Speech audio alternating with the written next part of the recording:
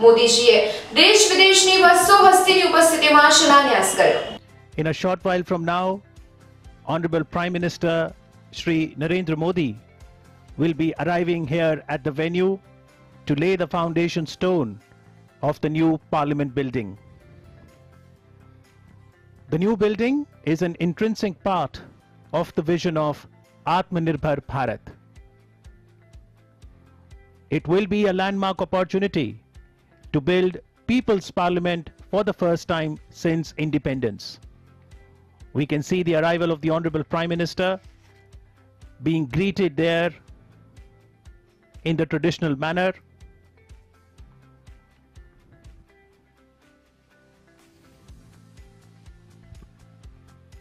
माननीय प्रधानमंत्री श्री नरेंद्र मोदी भारत के नए संसद भवन का शिलान्यास करेंगे. हमारी संस्कृति, हमारी पहचान. नादस्वरम और दोलू वाद्य यंत्रों द्वारा मंगल ध्वनि से प्रधानमंत्री जी का अभिनंदन. विधिवत भूमि पूजन के लिए बहुत ही सुंदर मंडप सजाया गया है. प्रधानमंत्री जी भूमि पूजन में भाग लेंगे, नए संसद भवन की आधारशिला रखेंगे, शिला पट्टिका का अनावरण करेंगे और फिर इस ऐतिहासिक अवसर पर उनका संबोधन भी होगा.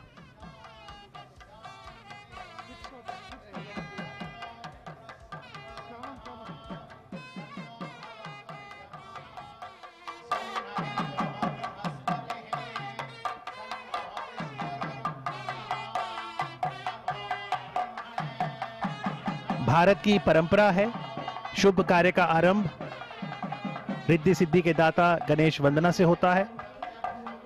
संकल्प की सिद्धि के लिए सभी देवताओं से प्रार्थना की जाएगी.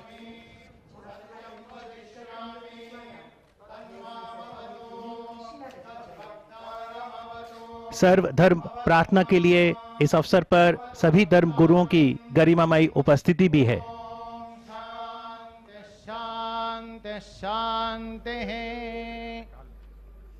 हस्तौ प्रक्षाल्य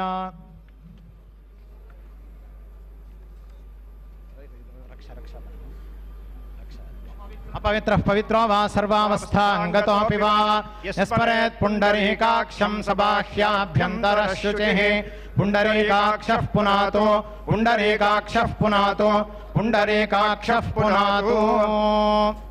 येन बद्धो केशवाय नमः, नारायणाय नमः, माधवाय नमः, गोविंदाय नमः, विष्णवे नमः, मधुसूदनाय नमः, त्रिविक्रमाय नमः, वामनाय नमः, श्रीधराय नमः, ऋषिकेशाय नमः, पद्मनाभाय नमः, दामोदराय नमः. श्री महागणपतये नमः. लक्ष्मीनारायणाभ्यां नमः. उमामहेश्वराभ्यां नमः. वाणी हिरण्यगर्भाभ्यां नमः. शची पुरंदराभ्यां नमः.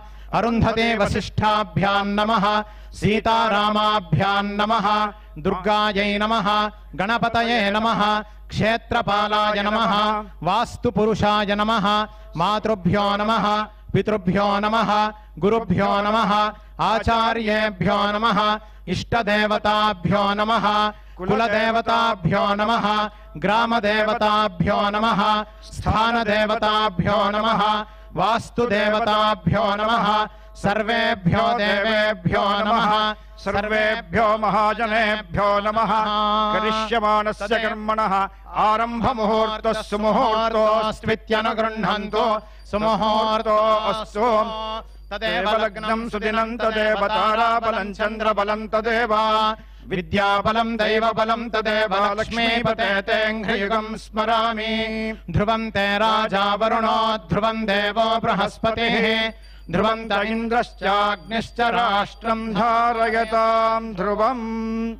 तीक्ष्णदंष्ट्रमहाकाय कल्पान्तदहनोपमा भैरवाय नमस्तुभ्यं अनुज्ञां दातुमर्हसि. भैरवाय नमः.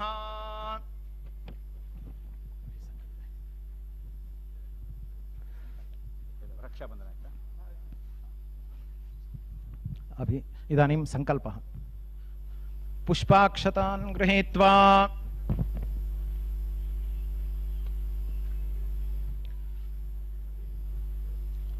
शुभतिथौ अमुकगोत्रः नरेन्द्र दामोदरदासमोदी नाम अहम् एतद्देश प्रतिनिधिभूतः एतद्देशवासिनां सर्वेषां सज्जनानां योगक्षेमार्थं राष्ट्रविरोधिनां निबर्हणद्वारा जनानां चित्तशान्ति चित्तस्थैर्य संतोषादि अभिवृद्ध्यर्थं एतद्देश वासिनां परस्पर विद्वेष परस्पर निंदा परस्पर हिंसादीनां निवृत्त्यर्थं परस्पर सौमनस्य सिद्ध्यर्थं एतद्देश परिपालन समये मुख्यामात्य महोदयेन अन्यैः सचिवादिभिश्च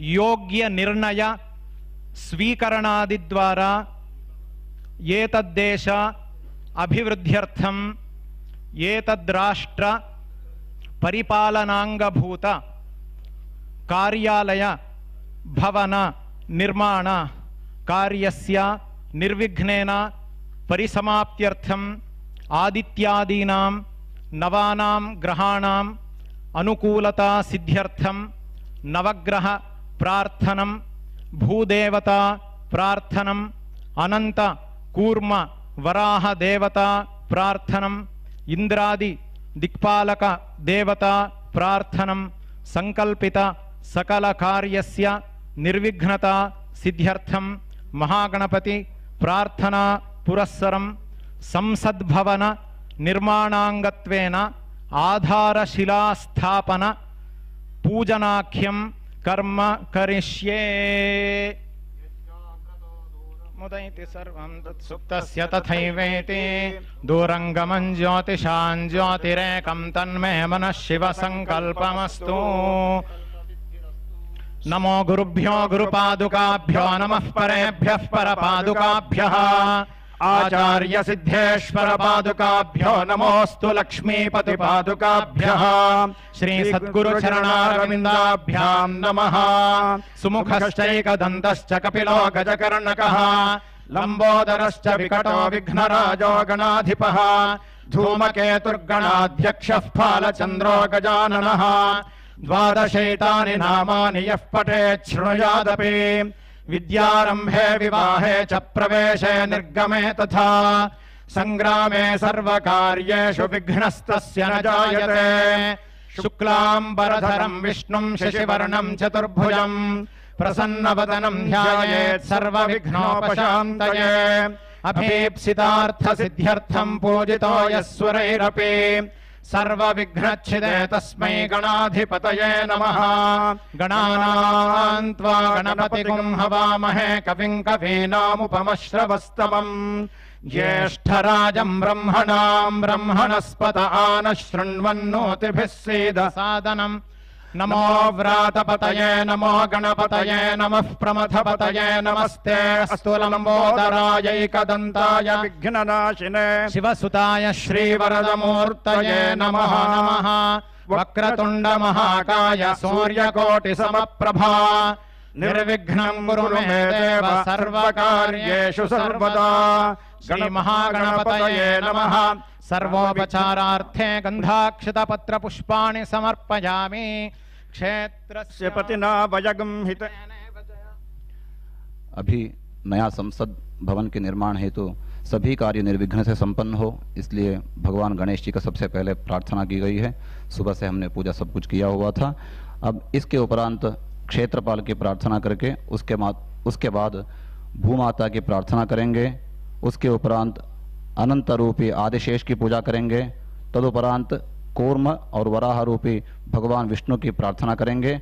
नवग्रह की प्रार्थना करके नवरत्न से भरा आधारशिला की स्थापना की जाएगी। उसके बाद में नवधान्य नवरत्न और पंचधातु से भरा हुआ कलश की स्थापना होंगे। उसके बाद शंकु स्थापना किया जाएगा। सबसे अंतिम में आधारशिला सबसे प्रमुख शिलान्यास भी किया जाएगा। अभी क्षेत्रपाल की प्रार्थना करेंगे।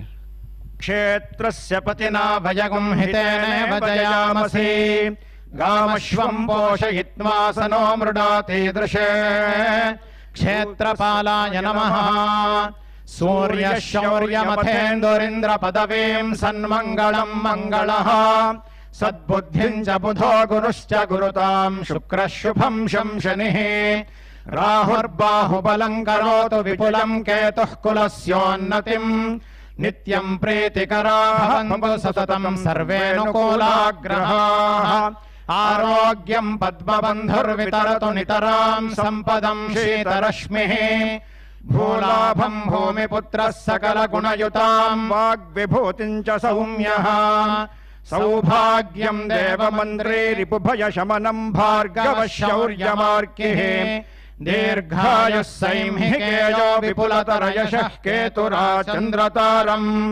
अरिष्टानि प्रणश्यन्तु दुरितानि भयानि च शान्तिरस्तु शुभं मेस्तु ग्रहाः कुर्वन्तु मङ्गलम् नमः सूर्याय चन्द्राय मङ्गलाय बुधाय च गुरुशुक्रशनिभ्यश्च राहवे केतवे नमः आदित्यादिनवग्रहेभ्यो नमः इन्द्राद्यष्टदिक्पालकेभ्यो नमः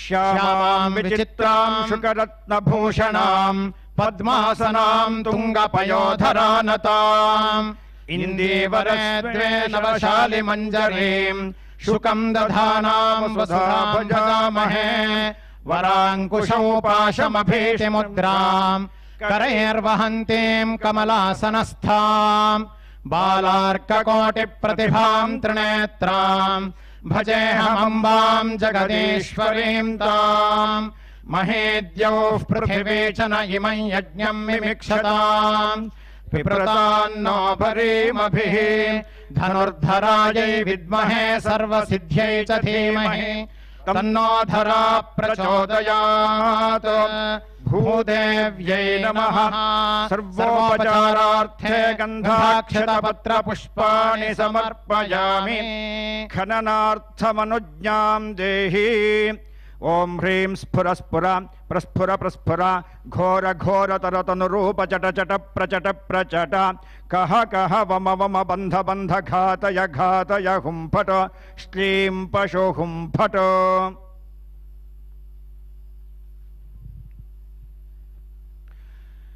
पुष्पाक्षतान् गृहीत्वा अनन्तः सर्वनागानामधिपो विश्वपालनः सहस्रफण संयुक्तः करोतु मम मङ्गलम् नमो अस्तु सर्पेभ्यो ये के च पृथिवी मनो ये अन्तरिक्षे ये दिवि तेभ्यः सर्पेभ्यो नमः अनन्ताय नमः निजपृष्ठपरिश्रान्तमन्तरग्रावकोटिभिः कण्डोति सुखसुप्ताय नमः कूर्माय विष्णवे इदं विष्णुर्विचक्रमे त्रेधा निदधे पदम् समोढमस्य पागुं सुरे कूर्मरूपिणे विष्णवे नमः आस्ते मुक्ता सकलवत्सलापि वसुन्धरा यस्य दंष्ट्रान्तरे तस्मै नमः क्रोडाय विष्णवे त्रीणि पदा विचक्रमे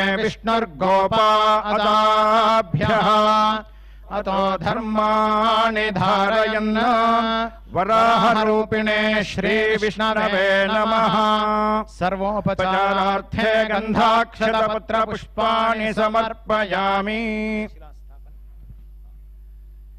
आदित्यादिनवग्रहा शुभकरा मेषादयो राशयः नक्षत्राणि सयोगकाश्च तिथयस्तद्देवतास्तद्गणाः मासाब्धारुसवस्तथैव दिवसा सन्ध्यास्तथा रात्रयः सर्वे स्थावरजङ्गमाः प्रतिदिनं कुर्यात् सदा मङ्गलम् आधारशिलास्थापनलग्नकाले नवग्रहाः सुप्रीताः सुप्रसन्नावरदा भवन्तु सुमुहूर्तः सावधानाः सुलग्नाः सावधानाः तदेव लग्नं सुदिनं तदेव ताराबलं चन्द्रबलं तदेव विद्याबलं दैवपदं तदेव लक्ष्मीपते ते ह्रियुगं स्मरामि ध्रुवाद्यौर्ध्रुवा पृथिवी ध्रुवासः पर्वता इमे ध्रुवं विश्वमिदं जगद्ध्रुवो राजा विशामयम् ध्रुवं ते राजा वरुणो ध्रुवं देवो बृहस्पतिः ध्रुवं त इन्द्रश्चाग्निश्च राष्ट्रं धारयतां ध्रुवं गृह वै प्रतिष्ठा सूक्तं तत्प्रतिष्ठिततमया वाचा स्तव्यं तस्माद्यद्यपि दूर इव पशून् लभते गृहमेवैनानादिगमिष्यति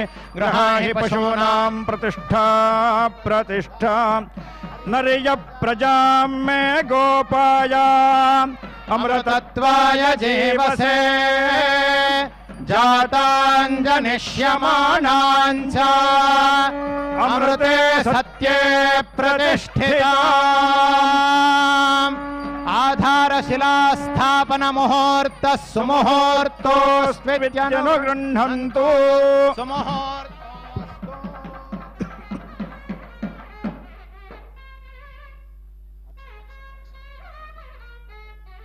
ओषधयः संवदन्ते सोमेन सह राज्ञा यस्मै करोति ब्राह्मणस्तगुं राजन् पारयामसि पर्वत इवाविचाचलिः इन्द्र इवेह ध्रुवस्तिष्ठा इह राष्ट्रमुधारया अभितिष्ठ पृतन्यतः अधरे सन्तु शत्रवः इंद्र इव वृत्रः तिष्ठा अपः क्षेत्राणि संजयन् इंद्र एणमदीधरत ध्रुवं ध्रुवेण हविषा तस्मै देवाधिब्रवन् अयं च ब्रह्मणस्पतिः शंकुस्थापन मुहूर्तः सुमुहूर्तोऽस्त्वित्यनुगृह्णन्तु शंकुस्थापन मुहूर्तः सुमुहूर्तो अस्तु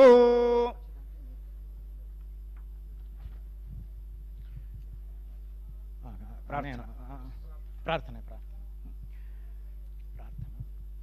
त्वमेव परमाशक्तिस्त्वमेव वासनधारिका देवाज्ञया त्वया देवि स्थातव्यमिह सर्वदा स्थितं चराचरं यस्यां रत्नानां निधिरव्ययः सा त्वं ब्रह्मशिलारूपां तिष्ठात्र धरणी स्थिरा यावच्चन्द्रश्च सूर्यश्च यावत्तिष्ठति मेदिनी तावत्त्वयात्र देवेशि स्थातव्यं हितकाम्यया आधारशिलायै नमः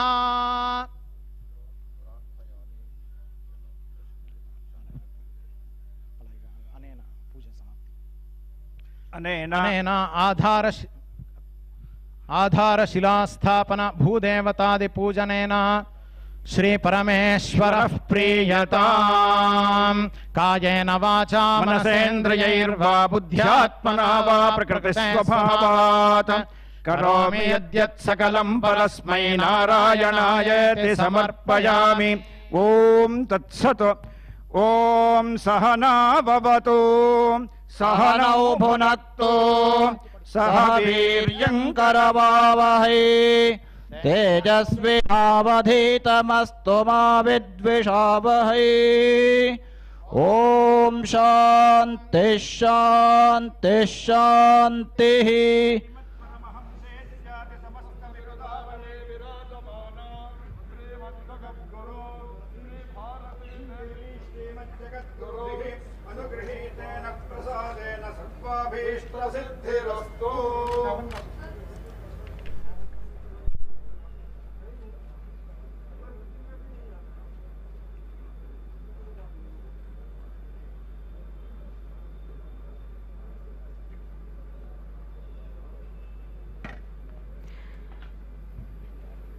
पारंपरिक विधि विधान से संपन्न हुए शिलान्यास पूजन के अंत में माननीय प्रधानमंत्री जी के बाद लोकसभा अध्यक्ष, राज्यसभा के उपसभापति, संसदीय कार्य मंत्री और आवासन एवं शहरी कार्य मंत्री भूमि पूजन सामग्री अर्पित कर रहे हैं। वासिष्ठे पशुभिश्चाप्नुहि प्रजाः भद्रे काश्यपदायादे प्रजानां भद्रमावह जये भार्गवदायादे प्रजानां जयमावह पूर्णे भार्गवदायादे पूर्णकामां प्रजां कुरु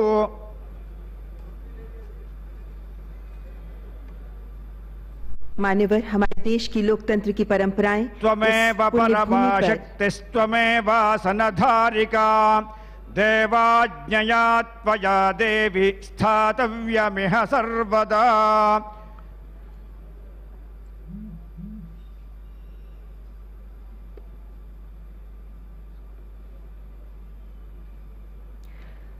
Ladies and gentlemen, the auspicious ceremony of laying of foundation stone has been concluded, and now Honorable Prime Minister is proceeding to unveil the plaque. माननीय प्रधानमंत्री जी के कर कमलों द्वारा नए संसद भवन का शिलान्यास संपन्न हो गया है। अब प्रधानमंत्री जी पट्टिका का अनावरण करेंगे।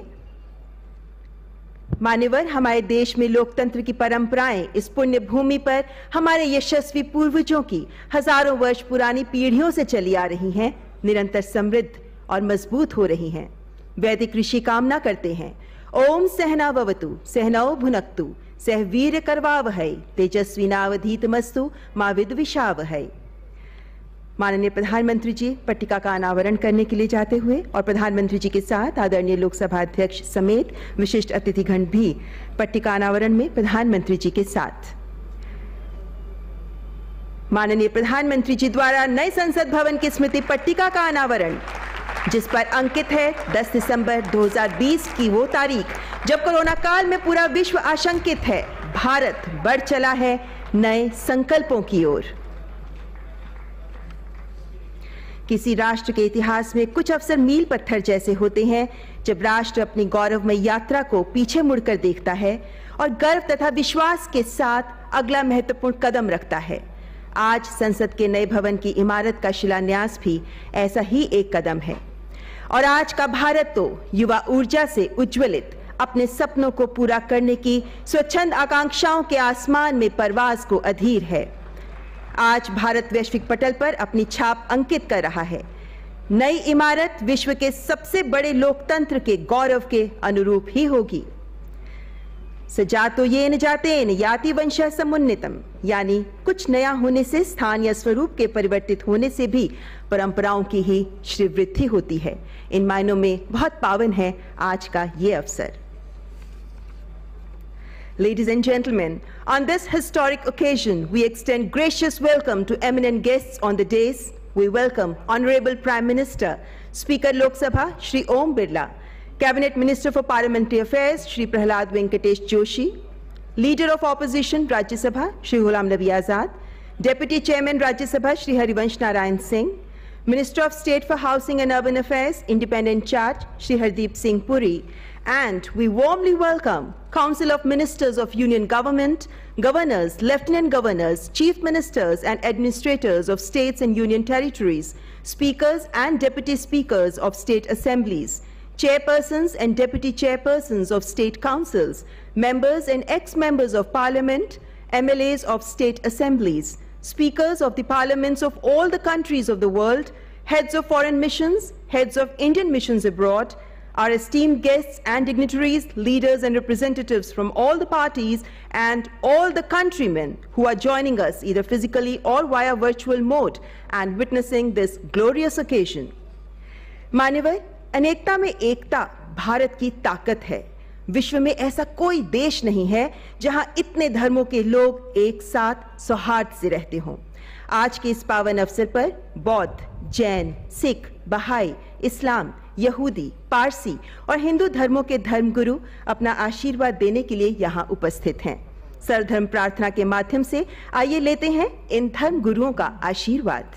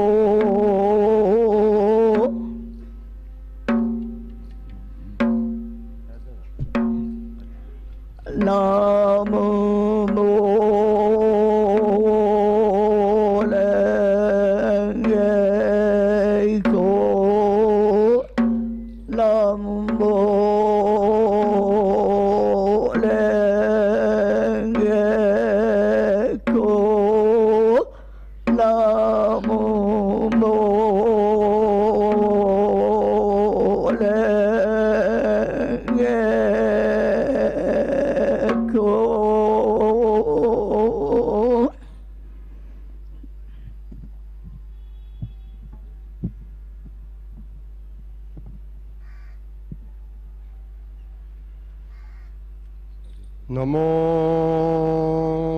तस्सा भगवतो अरहतो सम्मा सम्बुद्धास्सा नमो तस्सा भगवतो अरहतो सम्मा सम्बुद्धास्सा नमो तस्सा भगवतो अरहतो सम्मा सम्बुद्धास्सा ओम नमो भगवते अपरिमिता अयुर्ज्ञान सुविनिचिता तेंजोरंजाया तदांगता अरहते सम्मा सम्बुद्धाया तेयथा ओम पुनाये महापुनाये अपरिमिता पुनाये ज्ञान संवर्व सिद्धे ओम सर्व संकर परिसिद्धि धर्मात् गवाना समिंगद सुभ विशुद्धि महानाय परिवारेये सोहा ओम नमो भगवते भिगाजे गुरु मिंद्रुया परमानंदया तदांगदा अरहते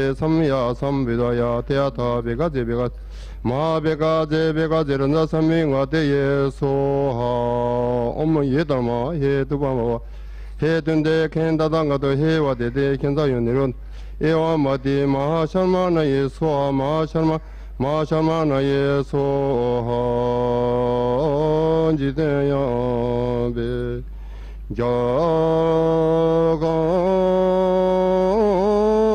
tanje do mene chune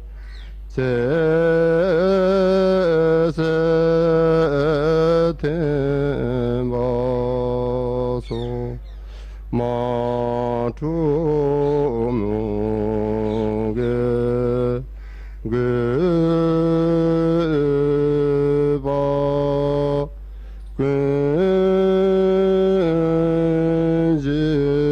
kunjine terene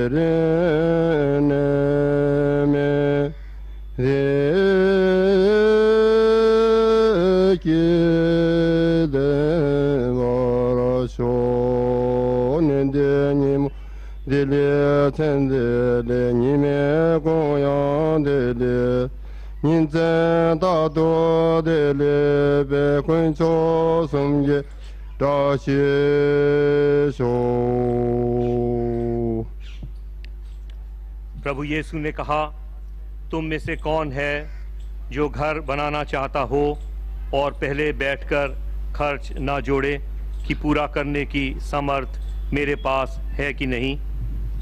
कहीं ऐसा ना हो कि जब वह नींव डाल ले पर तैयार ना कर सके तो सब देखने वाले यह कहकर उसे ठट्ठों में उड़ाने लगें, यह मनुष्य बनाने तो लगा पर तैयार ना कर सका। Then in the presence of the people, Solomon went and stood in front of the altar, where he raised his arms and prayed, Lord God of Israel, there is no God like you in heaven above or on earth below. You keep your covenant with your people and show them your love when they live in wholehearted obedience to you. You have kept the promise you made to my father David. Today, every word has been fulfilled.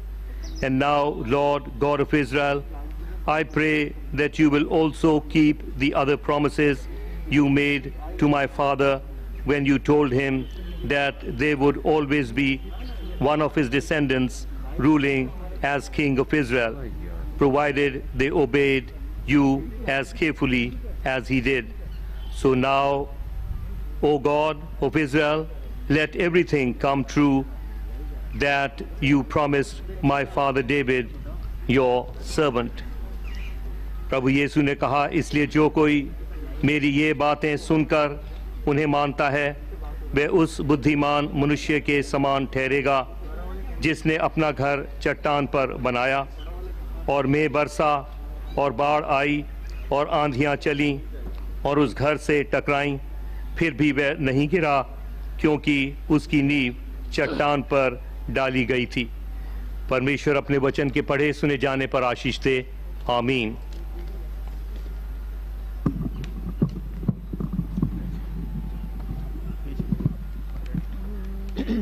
बना में खुदाओ, बनाओ में आजाद, बख्शाओ यंदे बख्शाओ, यज़गर मेहरबान, रजिस तयाओ, चिस तयाओ, मस्तदा तयाओ, शौनियाओ, दैनयाओ, वंगोयाओ, मस्तयस्नोइस, Tinberau suadaros ke khodai barkalat, farista de in-house ke jartos, avor de house din dinai jartos, dine aura mazdao dade jartos pitamaun,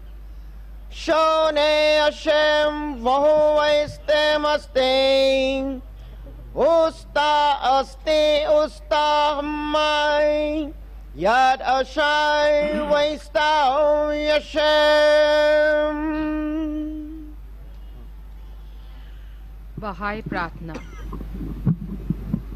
हे मेरे परमेश्वर, हे मेरे परमेश्वर, अपने सेवकों के हृदयों को मिलाकर एक कर दे और उनके समक्ष अपने महान उद्देश्य प्रकट कर, तेरे आदेशों का अनुसरण कर सके और तेरे विधि विधानों का पालन कर सके, इस योग्य उन्हें बना।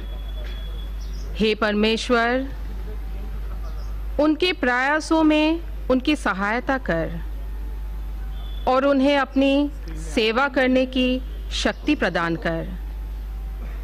हे प्रभु, उन्हें केवल उनके अपने ऊपर ही ना छोड़, उनके पगों का अपने ज्ञान के प्रकाश द्वारा मार्गदर्शन कर और उनके हृदयों को अपने प्रेम से आनंदित कर दे।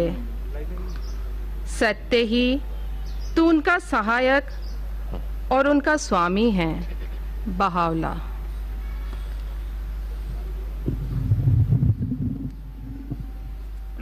Prayer from Judaism. Mizmor Shir Hanukkah Habayit le David Aromim Ka Adonai Ki Dilitani Velo Simata Oy Baili Adonai Elohai Siwati Eleka Vatirfaeni Adonai Heelita min she'on nafshi Hitani miyar dibor Zamerula Adonai Hasida Vehodo Lezeker Kotsho Kirega Beafo Haim Birsono Bairem Yalin Beki Velaboker Rina Wani Amarti Beshalvi Bal Emot Leolam Adonai Bisona kahe madata leharios Istarta paneka Haiti nibal eleka Adonai ekra Vet Adonai et Hanan Mabesa bedami Beritiet shahad Hayodaka afar Ayagit amiteka Shema Adonai vehoneni Adonai heye ozerli afakta mispedi lema holali pitata saki vate azereni simka lema ezemerka kabot velo idom Adonai Elohai leulam odeka. Psalm 23. The Lord is my shepherd, I shall not want. He makes me to lie down in green pastures. He leads me gently beside the still waters. He refreshes my soul. He guides me in the paths of righteousness for his name's sake. Yea, though I walk through the valley of the shadow of death, I will fear no evil, because God is with me. Thy rod, thy staff, they comfort me. Thou preparest a table for me in the presence of mine adversaries. Thou hast anointed my head with oil. My cup overflows. Surely goodness and mercy shall follow me all the days of my life, and I shall dwell in the house of the Lord for length of days. Amen. أعوذ بالله من الشيطان الرجيم. بسم الله الرحمن الرحيم. الحمد لله رب العالمين الرحمن الرحيم مالك يوم الدين إياك نعبد وإياك نستعين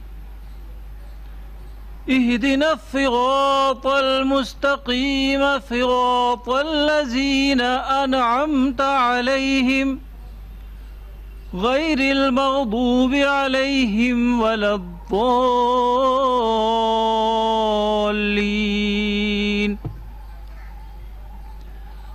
هو الله الذي لا إله إلا هو عالم الغيب والشهادة هو الرحمن الرحيم.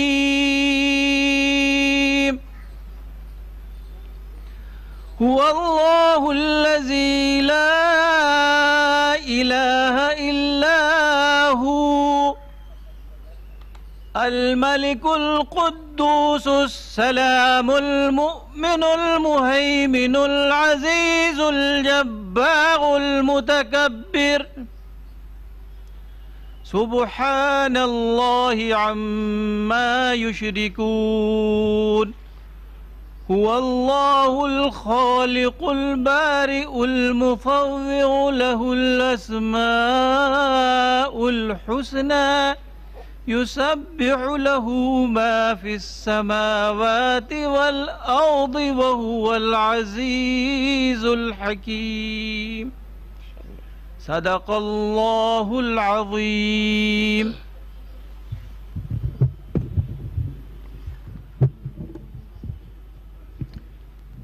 शब्द from Guru Granth Sahib जी।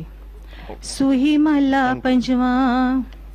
सुख महल जाके ऊंच दुआरे ता महवासे भगत प्यारे। सुख महल जाके ऊंच द्वारे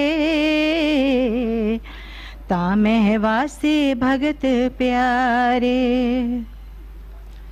सहज कथा प्रभ की अति मीठी विरले काहू नेत्रों डिठी रहाओ।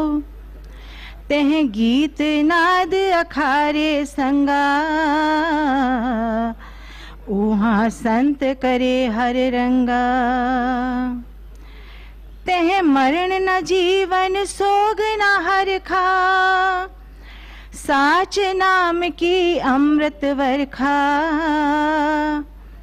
तह मरण न जीवन सोग न हरखा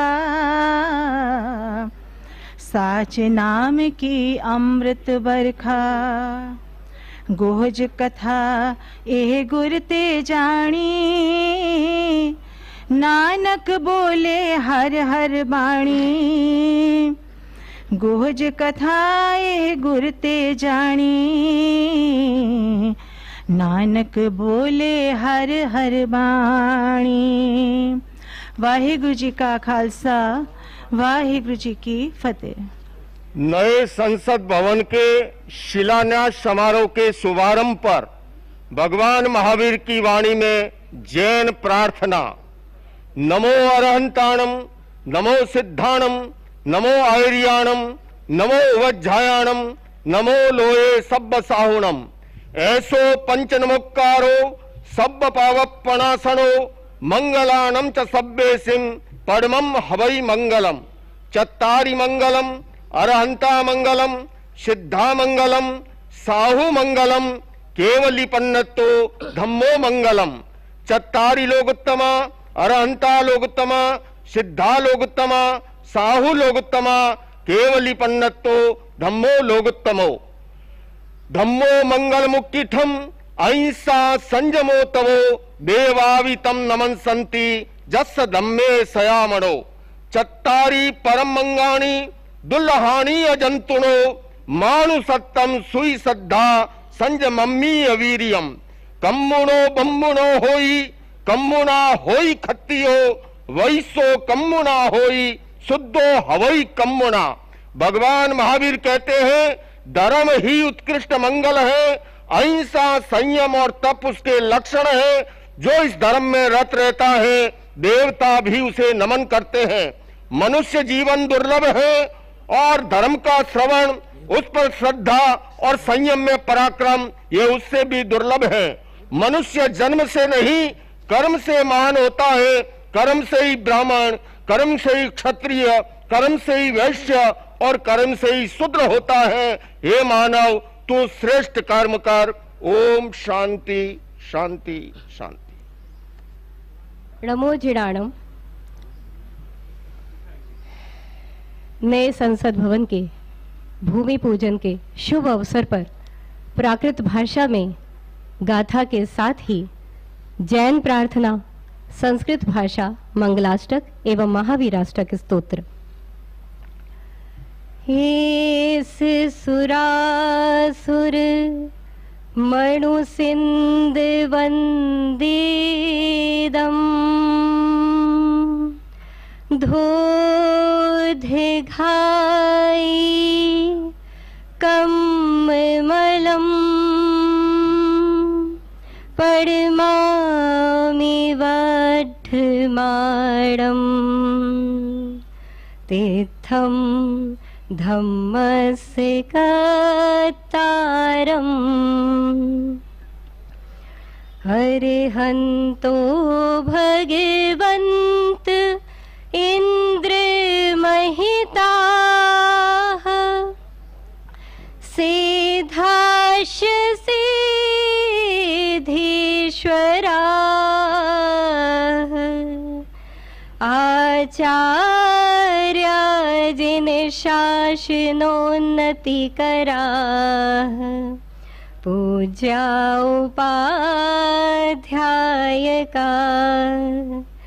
श्री सिद्धांत सुपाठका मुनिभराः रत्नत्रयाराधका पंचैते परमेष्ठिनः प्रतिदिनं कुर्वन्तु ते मङ्गलम् कुर्वन्तु ते मङ्गलम् यदि ये चैतन्ये मुकुरैव भावाशिदचितः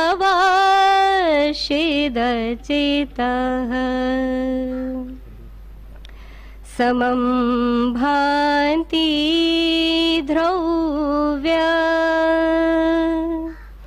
व्ययजनिलसन्तोऽन्तरहिता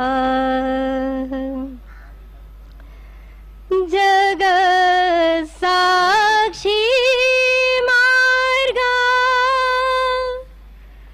प्रकटन परो भानुरेवयो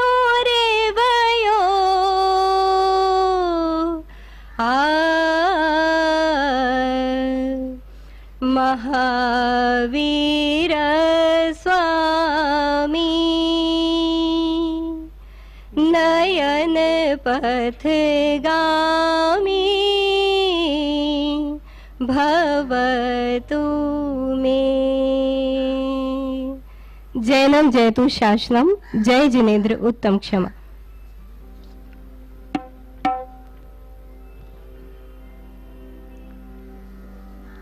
सतनाम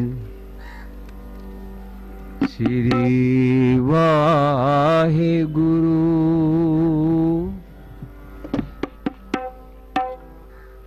सतगुरु तुमरे काज सवारे, सतगुरु तुमरे काज सवारे। थिर कर बैसो हर जन प्यारे,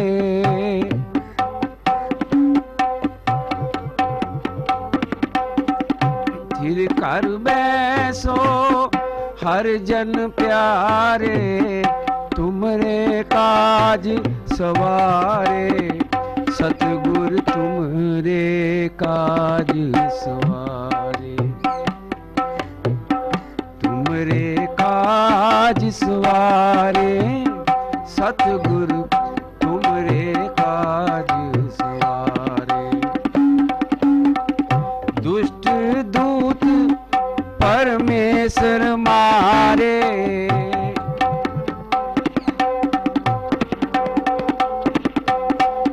जन की पैज रखी करतारे,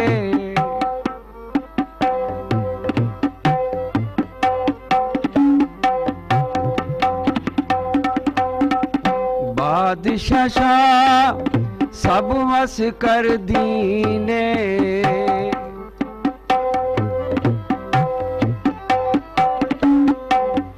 बादशाह सब वस कर दीने, अमृत नाम महारस पीने,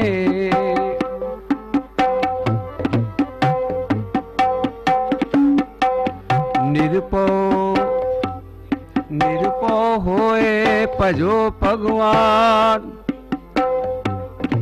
साध संगत मिल कीनो दान,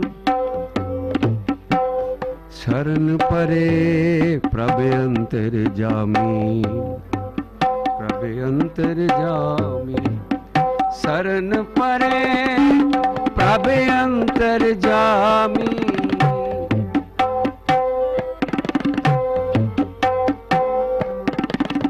शरण परे प्रभ अंतर जामी, नानक ओट पकड़ी प्रभु स्वामी, तुमरे काज सवारे, सतगुर तुमरे काज सवारे, तुमरे काज सवारे, सतगुर तुमरे काज सवारे। सतनाम वाहेगुरु, सतनाम वाहेगुरु, सतनाम वाहेगुरु, सतनाम वाहेगुरु, तुमरे काज सवारे, सतगुरु तुमरे काज सवारे, तुमरे काज सवारे, सतगुरु तुमरे काज सवारे। थिर कर बैसो हर जन प्यारे,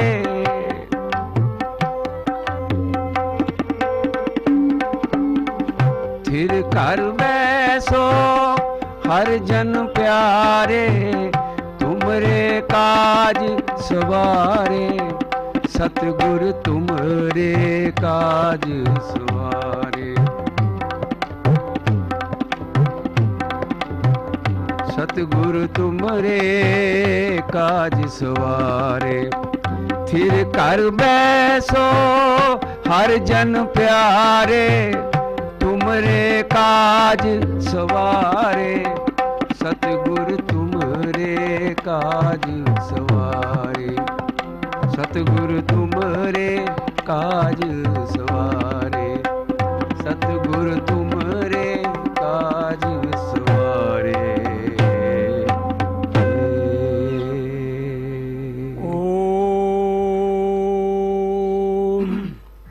श्री सद्गुरु चरण कमलेभ्यो नमः। अथर्ववेद भूमि सूक्तस्य केषाञ्चन मंत्राणां पाठः। हरिः ओम।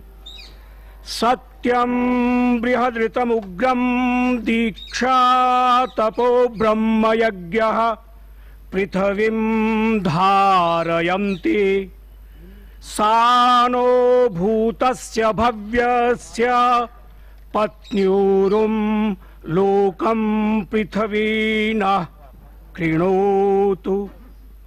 गिरयस्ते पर्वताः हिमवन्तोरण्यं ते पृथिवीस्यो नमस्तु। बभ्रुं कृष्णां रोहिणीं विश्वरूपां ध्रुवां भूमिं पृथिवीमिन्द्रगुप्ताम्। अजीते हतो अक्षतोऽध्यष्टां पृथिवीमहं। माता भूमिः पुत्रोऽहं पृथिव्याः। माता भूमिः पुत्रोऽहं पृथिव्याः। श्रीमद्भगवद्गीतायाः केषाञ्चन श्लोकानां पाठः। नैनं छिन्दन्ति शस्त्राणि नैनं दहति पावकः न चैनं क्लेदयन्त्यापो न शोषयति मारुतः। हतो वा प्राप्स्यसि स्वर्गं जित्वा वा भोक्ष्यसे महीम्। तस्मादुत्तिष्ठ कौन्तेय युद्धाय कृतनिश्चय। यदा यदा हि धर्मस्य ग्लानिर्भवति भारत अभ्युत्थानमधर्मस्य तदात्मानं सृजाम्यहम्। परित्राणाय साधूनां विनाशाय च दुष्कृताम् धर्म संस्थापनार्थाय संभवामि युगे युगे। कर्मण्येवाधिकारस्ते मा फलेषु कदाचन मा कर्मफल हेतुर्भूः मा ते संगोस्त्वकर्मणि। यद्यदाचरति श्रेष्ठः तत्तदेवेतरे जनाः। श्रद्धावान् लभते ज्ञानं तत्परः संयतेन्द्रियः। ज्ञानं लब्ध्वा परां शान्तिम् अचिरेणाधिगच्छति। सर्वधर्मान् परित्यज्य मामेकं शरणं व्रज। अहं त्वा सर्वपापेभ्यो मोक्षयिष्यामि मा शुच। ॐ पूर्णमदः पूर्णमिदं पूर्णात् पूर्णमुदच्यते पूर्णस्य पूर्णमादाय पूर्णमेवावशिष्यते। ॐ शान्तिः शान्तिः शान्तिः।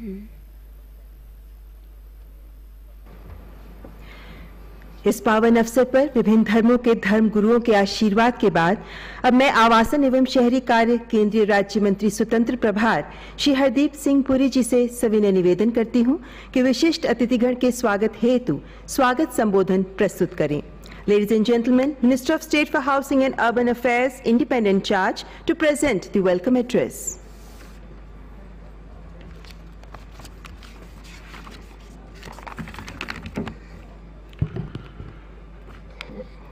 आदरणीय प्रधानमंत्री जी, माननीय सभापति महोदय, केंद्रीय मंत्रिमंडल में मेरे वरिष्ठ साथी श्री प्रहलाद जोशी जी, माननीय उपाध्यक्ष राज्यसभा श्री हरिवंश जी एवं उपस्थित सभी महानुभावों का मैं आज के कार्यक्रम में स्वागत करना चाहूँगा। आदरणीय प्रधानमंत्री जी, आपके कर कमलों द्वारा जो आज हमारी पार्लियामेंट बिल्डिंग का शिलान्यास हो रहा है, ये सिर्फ भारत के लोकतंत्र के लिए नहीं, विश्व में लोकतंत्र की परंपरा के लिए भी एक महत्वपूर्ण दिवस माना जाएगा।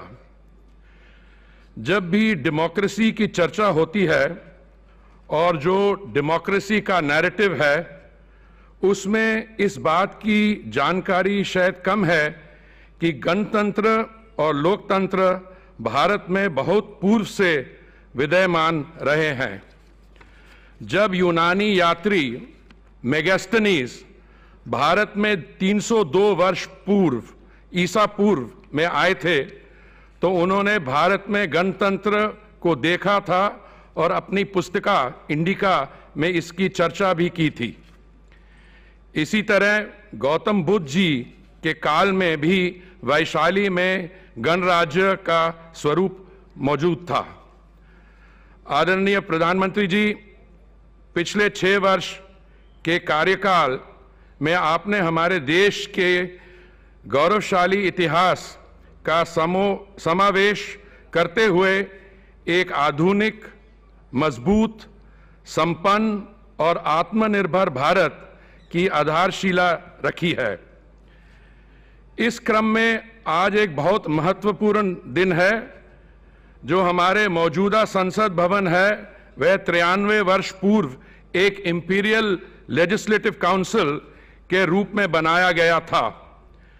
जब इसकी कल्पना की गई और जब इसका निर्माण हुआ, तब कभी भी इससे स्वतंत्र भारत के बाईकैमरल लेजिस्लेचर के अनुसार नहीं सोचा गया था।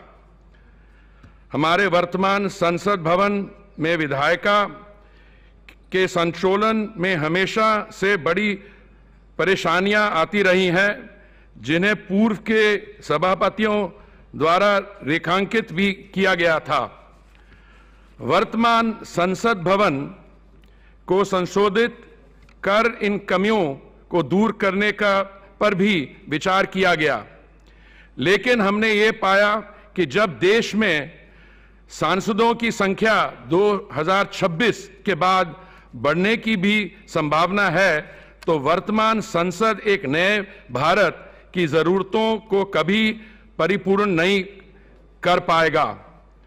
मैं माननीय सभापति महोदय श्री ओम बिरला जी का बहुत आभारी हूं कि इन्होंने 2019 में नए संसद भवन को लेकर एक संसदीय संकल्प भी पारित कराया, जिसका आज परिप्रेक्ष्य में बहुत महत्व है।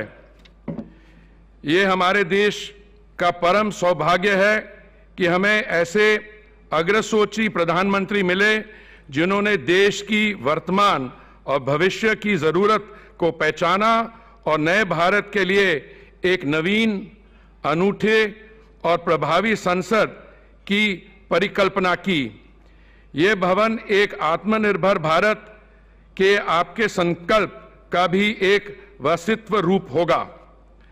मैं माननीय प्रधानमंत्री जी को धन्यवाद देना चाहूँगा कि उनके निर्णायक नेतृत्व में इस महत्वपूर्ण राष्ट्रीय परियोजना का शुभ आरंभ किया जा रहा है।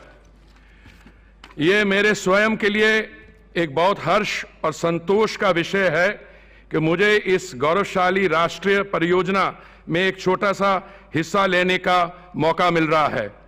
मैं अपने मंत्रालय की ओर से सभी को आश्वस्त करना चाहूँगा कि हम इस परियोजना को पूरी निष्ठा और समर्पण के साथ पूरा करेंगे। नए संसद भवन का निर्माण वर्ष 2022 तक पूरा करेंगे, जिससे कि वर्ष 2022 के संसद की शीतकालीन सत्र नए भवन में ही हो। वर्ष 2022 का विशेष महत्व है क्योंकि इस वर्ष हमारे देश की स्वतंत्रता की 75वीं वर्षगांठ होगी। प्रधानमंत्री जी, आने वाली पीढ़ियां आपको आपके निर्णायक और दूरदर्शी नेतृत्व की निरंतर प्रशंसा करेंगे, क्योंकि ये नया संसद भवन विश्व के न सिर्फ सबसे विशाल बल्कि सबसे प्राचीन लोकतंत्र का भव्य और उपयुक्त मंदिर भी होगा। This will be the temple of democracy of not only the world's largest but also the world's oldest democracy. बहुत बहुत धन्यवाद। धन्यवाद माननीय मंत्री जी। Ladies and gentlemen, on this historic occasion, Honorable President Shri Ramnath Kovind and Honorable Vice President of India Shri M. Venkaiah Naidu have sent their blessings. I call upon Deputy Chairman Rajya Sabha Shri Harivansh Narayan Singh to kindly read their messages.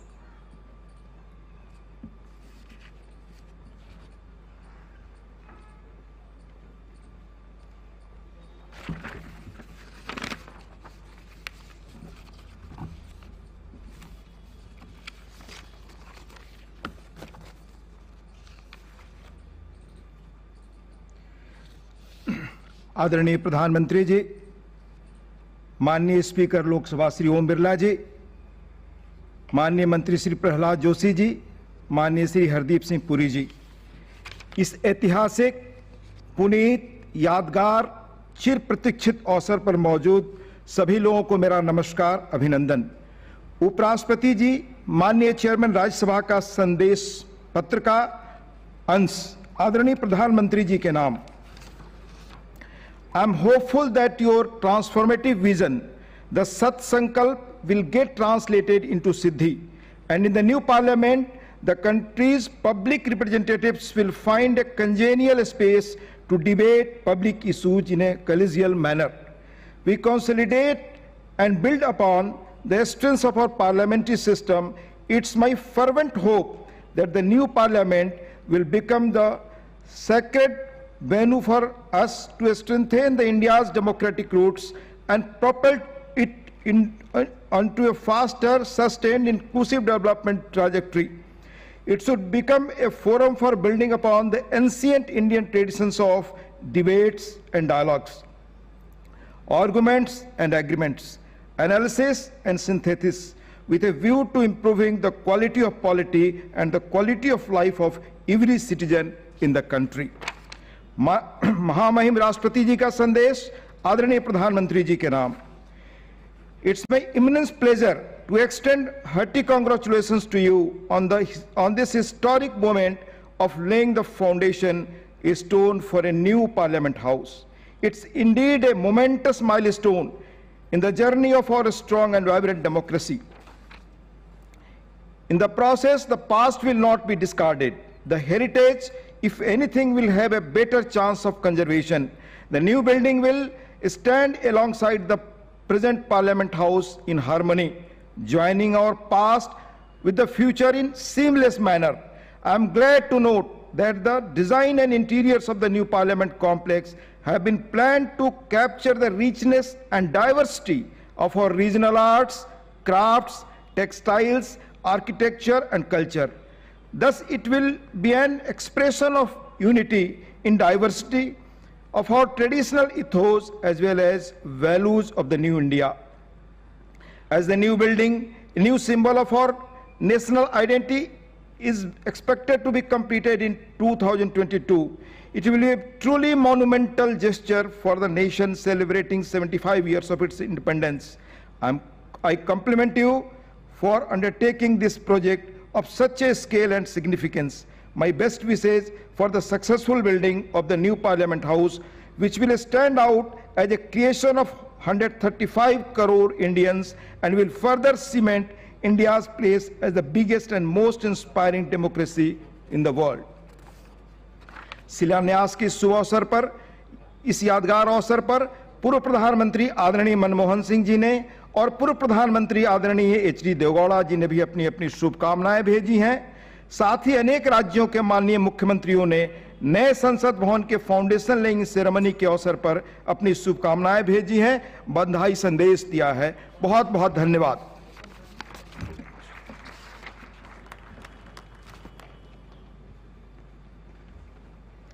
धन्यवाद माननीय उपसभापति जी। मान्यवर, अब मैं लोकसभा अध्यक्ष माननीय श्री ओम बिरला जी से विनम्र अनुरोध करती हूं कि अपने संबोधन से हमें अनुग्रहित करें।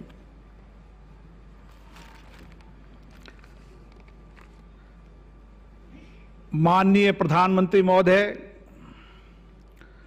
उपस्थित गणमान्य अतिथिगण, वर्चुअल माध्यम से देश और विश्व के सभी जुड़े मान्य अतिथिगण,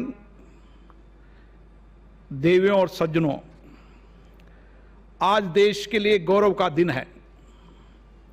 भारत के लोकतंत्र की मजबूती के स्तंभ संसद के नए भवन के शिलान्यास अवसर पर मैं समस्त देशवासियों का अभिनंदन करता हूं। लोकतंत्र की 70 वर्ष की यात्रा में भारत के नागरिक न्याय, स्वतंत्रता, पंथ निरपेक्षता, समता, एकता, अखंडता और बंधुत्व की भावना के प्रति संकल्पित रहे हैं। हमारे वर्तमान संसद भवन का निर्माण 1927 में केंद्रीय लेजिस्लेटिव असेंबली के रूप में हुआ है, जिसे अब 93 वर्ष हो चुके हैं। हमारी संसद लोगों के विश्वास और आकांक्षाओं की प्रतीक है। संसद भवन देश की आज़ादी, संविधान की रचना और अनेक ऐतिहासिक कानूनों के निर्माण की भी साक्षी रही है।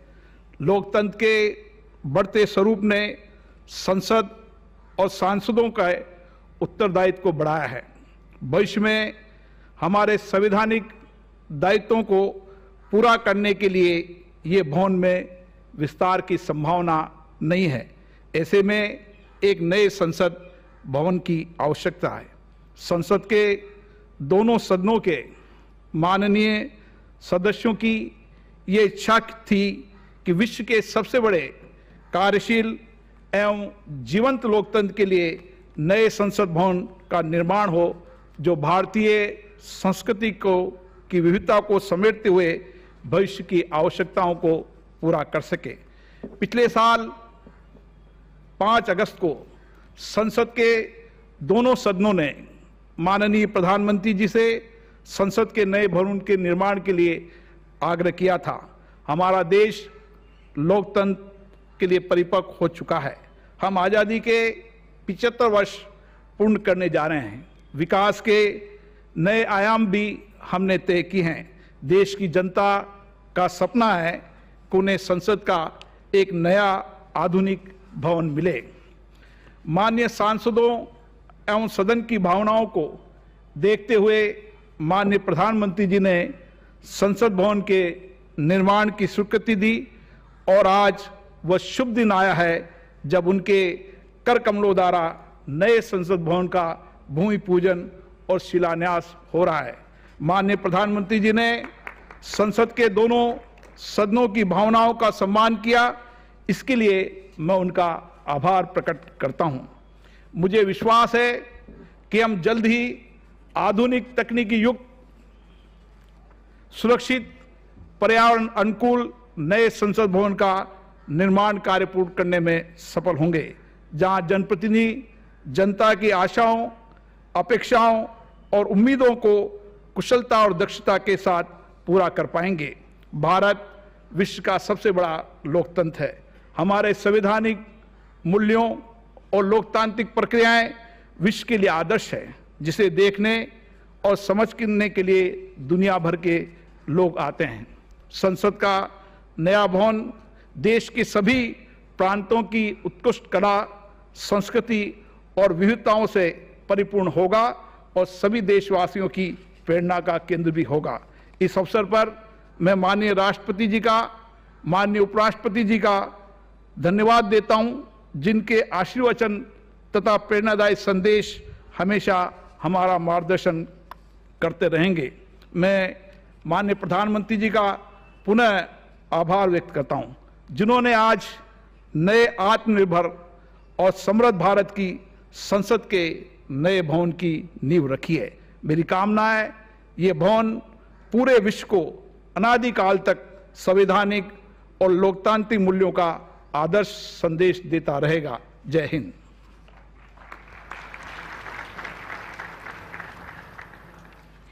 धन्यवाद माननीय लोकसभा अध्यक्ष जी। मान्यवर, भारत का लोकतंत्र और हमारी संसद समय की कसौटी पर खरे उतरे हैं, पहले से कहीं अधिक सुदृढ़ और मजबूत हुए हैं। नया संसद भवन न्यू इंडिया के आत्मनिर्भर भारत को प्रदर्शित करेगा। हमारे गौरवशाली इतिहास के साथ साथ भारत की विविधता और उद्यमिता का प्रतीक होगा। We present before you a short film on the new Parliament building.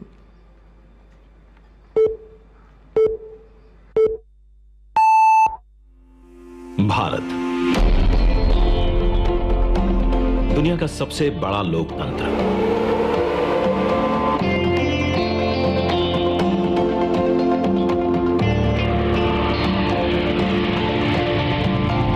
इस लोकतंत्र का मंदिर है संसद भवन, जहां होती है जन जन की आकांक्षाओं पर चर्चा और देश के भविष्य की दिशा तय। मौजूदा संसद भवन को बनाया गया था 100 साल पहले। इन 100 सालों में आवश्यकताओं के अनुरूप इसे कई बार रिपेयर और रेनोवेट किया जा चुका है, पर अब पुरानी संरचना में सीटिंग क्षमता बढ़ाना मुमकिन नहीं, और ना ही मुमकिन है इंफ्रास्ट्रक्चर और टेक्नोलॉजी में सुधार कर उसे अपग्रेड करना। इसीलिए आज नया संसद भवन एक विकल्प नहीं, बल्कि 21वीं सदी के नए और आत्मनिर्भर भारत के लिए जरूरत बन गया है। एक भारत श्रेष्ठ भारत की भावना को संजोए नया संसद भवन फैला होगा 64,500 वर्ग मीटर के विशाल एरिया में, जिसका निर्माण 21 महीनों यानी कि आजादी की 75वीं सालगिरह तक संपन्न कर लिया जाएगा। और इसे खास बनाएगा हमारी सांस्कृतिक विविधताओं से प्रेरित इसका त्रिभुजाकार डिजाइन, जिसे बेहतर स्पेस मैनेजमेंट के लिए भूकंपरोधी सिस्टम के मुताबिक Z और Z+ लेवल की सुरक्षा सुनिश्चित करने, इको फ्रेंडली ग्रीन कंस्ट्रक्शन से बिजली खपत को 30% तक कम करने और अगले 150 से ज्यादा सालों की जरूरतों पर खरा उतरने के लिए बनाया जाएगा। नए संसद भवन की कुल सीटिंग क्षमता पहले के मुकाबले 150% से भी अधिक होगी। मतलब अब लोकसभा कक्ष में 888, राज्यसभा कक्ष में 384, जबकि संयुक्त संसद अधिवेशन में 1272 सांसदों की सीटिंग क्षमता होगी। साथ ही डिजिटल इंटरफेस और आधुनिक सुविधाओं से युक्त होंगे सांसद कार्यालय, और लोकसभा और राज्यसभा हॉल होंगे हाई क्वालिटी ऑडियो वीडियो और हर एक डेस्क इलेक्ट्रॉनिक गैजेट से लैस। इसके अलावा यहां पर होगा भारत की भव्य विरासत को दर्शाता संविधान हॉल, पुस्तकालय, समिति कक्ष और भोजन क्षेत्र। मतलब कि नया संसद भवन होगा 130 करोड़ देशवासियों की आशाओं को नई बुलंदियां देने वाला, हमारे देश के मजबूत लोकतंत्र को नए आयाम देने वाला, क्षेत्रीय कला, कौशल और कारीगरी की अद्भुत झलकियों को अपने कण कण में समाने वाला, और विशाल स्पेस और चेंबर्स से कहीं बढ़कर हमारे देश के विराट लोकतांत्रिक लक्ष्यों को साकार करने वाला। जैसे औपनिवेशिक काल के पुराने शहीद स्मारक के सामने हमने बनाया है नेशनल वॉर मेमोरियल, ठीक वैसे ही पुराने संसद भवन के सामने आज हम बनाने जा रहे हैं नए और आत्मनिर्भर भारत को समर्पित नया संसद भवन। तो आइए आज इस ऐतिहासिक पल का साक्षी बनते हैं, जब प्रधानमंत्री नरेंद्र मोदी करने जा रहे हैं भारत के नए संसद भवन का शिलान्यास।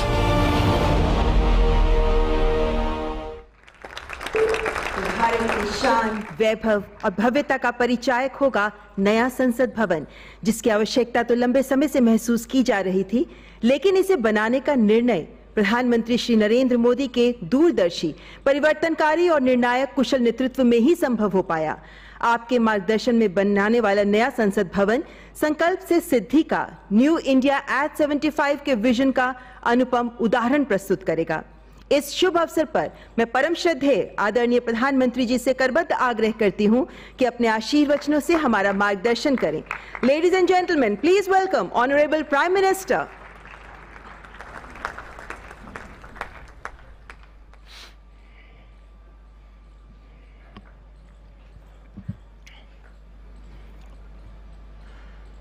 लोकसभा के अध्यक्ष श्रीमान ओम बिरला जी, राज्यसभा के उपसभापति श्रीमान हरिवंश जी, केंद्रीय मंत्रिपरिषद के मेरे साथी श्री प्रहलाद जोशी जी, श्री हरदीप सिंह पुरी जी, अन्य राजनीतिक दलों के प्रतिनिधिगण, वर्चुअल माध्यम से जुड़े अनेक देशों के पार्लियामेंट के स्पीकर्स, यहां उपस्थित अनेक देशों के एम्बेसडर्स, इंटर पार्लियामेंट्री यूनियन के मेंबर्स, अन्य महानुभाव और मेरे प्यारे देशवासियों, आज का दिन बहुत ही ऐतिहासिक है। आज का दिन भारत के लोकतांत्रिक इतिहास में मील के पत्थर की तरह है। भारतीयों द्वारा भारतीयता के विचार से ओतप्रोत भारत के संसद भवन के निर्माण का शुभारंभ हमारी लोकतांत्रिक परंपराओं के सबसे अहम पड़ाव में से एक है। हम भारत के लोग मिलकर अपनी संसद के इस नए भवन को बनाएंगे और साथियों, इससे सुंदर क्या होगा, इससे पवित्र क्या होगा जब भारत अपनी आजादी के 75 वर्ष का पर्व मनाए तो उस पर्व की साक्षात प्रेरणा हमारी संसद की नई इमारत बने। आज 130 करोड़ से ज्यादा भारतीयों के लिए बड़े सौभाग्य का दिन है, गर्व का दिन है, जब हम इस ऐतिहासिक पल के साक्षी बन रहे हैं। साथियों, नए संसद भवन का निर्माण नूतन और पुरातन के सह अस्तित्व का उदाहरण है। ये समय और जरूरतों के अनुरूप खुद में परिवर्तन लाने का प्रयास है। मैं अपने जीवन में वो क्षण कभी नहीं भूल सकता जब 2014 में पहली बार एक सांसद के तौर पर मुझे संसद भवन में आने का अवसर मिला था। तब लोकतंत्र के इस मंदिर में कदम रखने से पहले मैंने सिर झुकाकर, माथा टेक कर लोकतंत्र के इस मंदिर को नमन किया था। हमारे वर्तमान संसद भवन ने आजादी के आंदोलन और फिर स्वतंत्र भारत को गढ़ने में अपनी अहम भूमिका निभाई है। आजाद भारत की पहली सरकार का गठन भी यही हुआ और पहली संसद भी यहीं बैठी। इसी संसद भवन में हमारे संविधान की रचना हुई, हमारे लोकतंत्र की पुनर्स्थापना हुई। बाबा साहब आंबेडकर और अन्य वरिष्ठों ने सेंट्रल हॉल में गहन मंथन के बाद हमें अपना संविधान दिया। संसद की मौजूदा इमारत स्वतंत्र भारत के हर उतार चढ़ाव, हमारी हर चुनौतियां, हमारे समाधान, हमारी आशाओं आकांक्षाओं, हमारी सफलता का प्रतीक रही है। इस भवन में बना प्रत्येक कानून, इन कानूनों के निर्माण के दौरान संसद भवन में कही अनेक गहरी बातें, ये सब हमारे लोकतंत्र की धरोहर है। लेकिन साथियों, संसद के शक्तिशाली इतिहास के साथ ही यथार्थ को भी स्वीकारना उतना ही आवश्यक है। ये इमारत अब करीब करीब 100 साल की हो रही है। बीते दशकों में इसे तत्कालीन जरूरतों को देखते हुए निरंतर अपग्रेड किया गया। इस प्रक्रिया में कितनी ही बार दीवारों को तोड़ा गया है, कभी नया साउंड सिस्टम, कभी फायर सेफ्टी सिस्टम, कभी आईटी सिस्टम। लोकसभा में बैठने की जगह बढ़ाने के लिए तो दीवारों को भी हटाया गया। इतना कुछ होने के बाद संसद का ये भवन अब विश्राम मांग रहा है। अभी लोकसभा अध्यक्ष जी भी बता रहे थे कि किस तरह बरसों से मुश्किलों भरी स्थिति रही है। बरसों से नए संसद भवन की जरूरत महसूस की गई है। ऐसे में ये हम सभी का दायित्व बनता है कि 21वीं सदी के भारत को अब एक नया संसद भवन मिले। इसी दिशा में आज ये शुभारंभ हो रहा है और इसलिए आज जब हम एक नए संसद भवन का निर्माण कार्य शुरू कर रहे हैं तो वर्तमान संसद परिषद के जीवन में नए वर्ष भी जोड़ रहे हैं।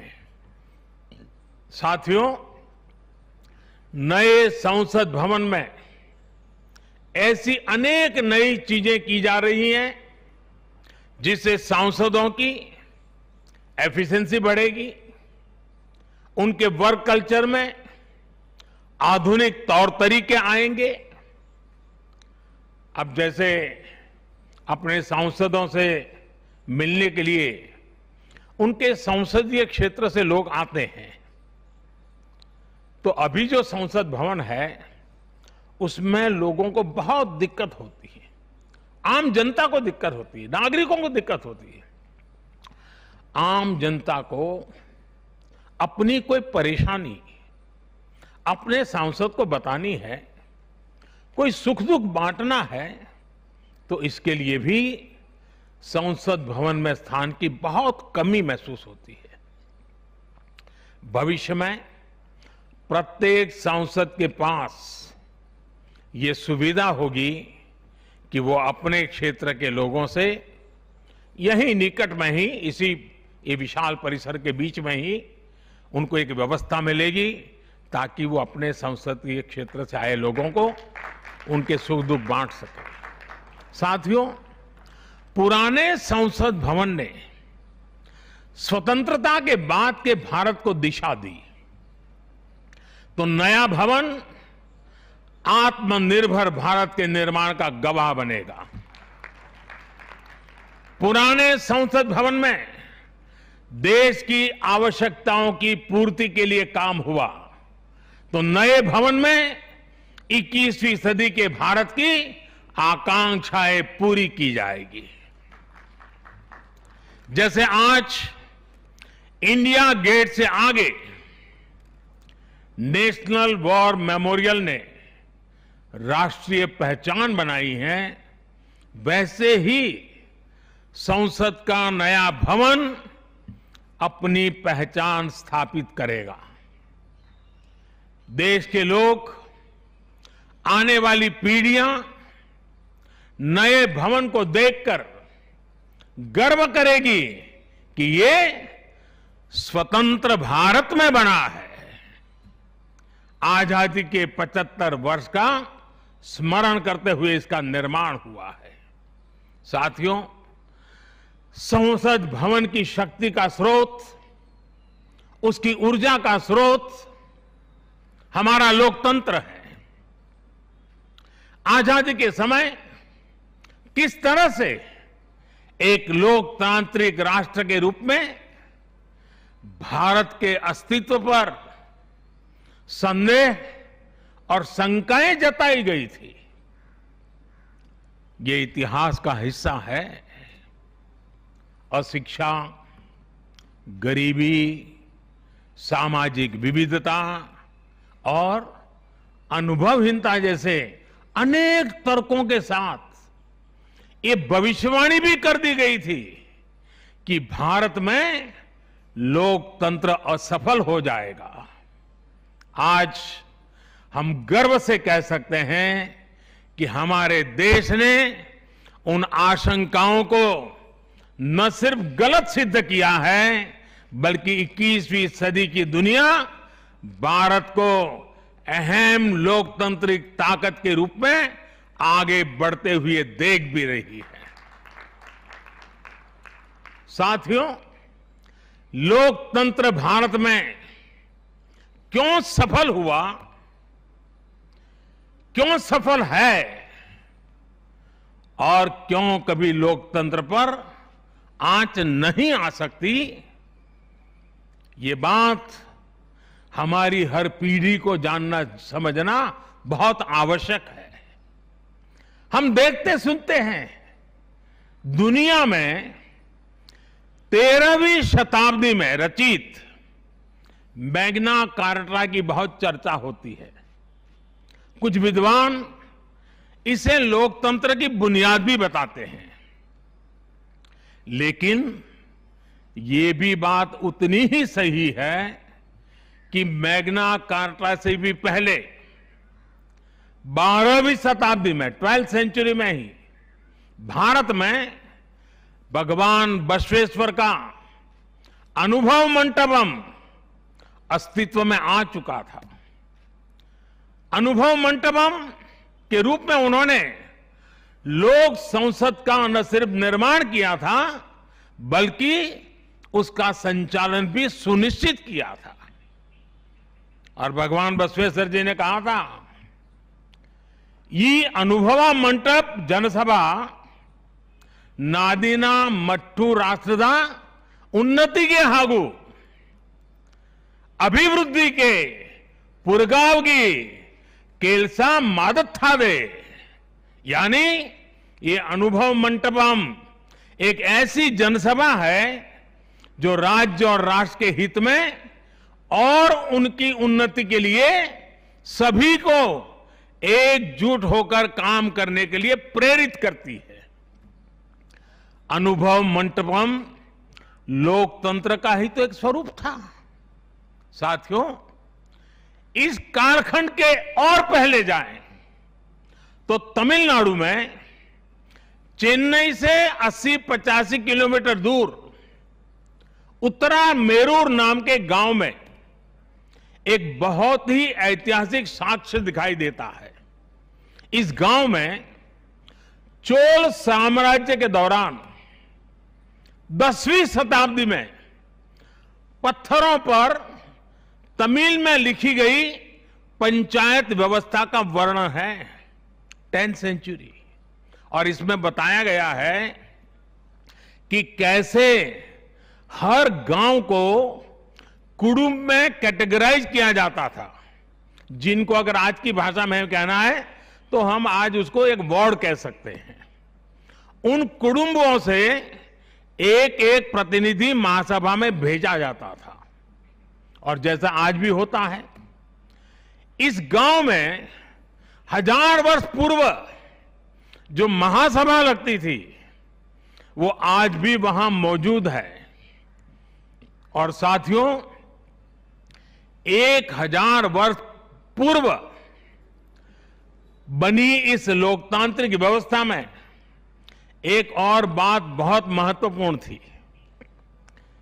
उस पत्थर पे लिखा हुआ है, उस शिलालेख में वर्णन है इसका, और उसमें कहा गया है कि जनप्रतिनिधि को चुनाव लड़ने के लिए अयोग्य घोषित करने का भी प्रावधान था